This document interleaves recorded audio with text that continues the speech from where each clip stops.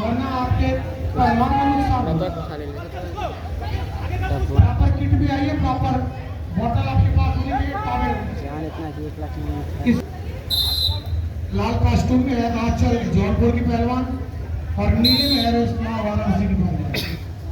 ये 50 KG under 19 senior भार वर्ग की कुश्ती है। 14, 17 और 19 तीन एज ग्रुप होते हैं। एक होते हैं 14 वर्ष के नीचे के पहलवान, दूसरे 17, तीसरे 19। ये अंडर 19 19 वर्ष के और 17 वर्ष के ऊपर के पहलवानों की कुश्तियां चलती हैं। Under 14, under 17, under 19।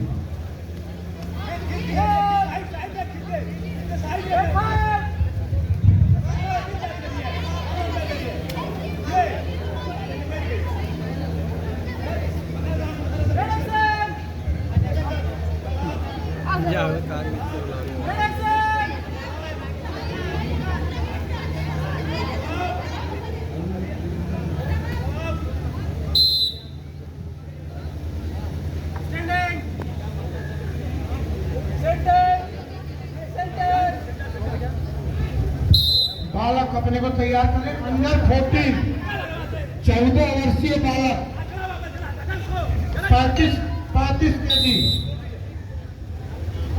अंकित गाजीपुर और प्रवेश वाराणसी 35 केजी भारत के बच्चे अपने को तैयार रखेंगे।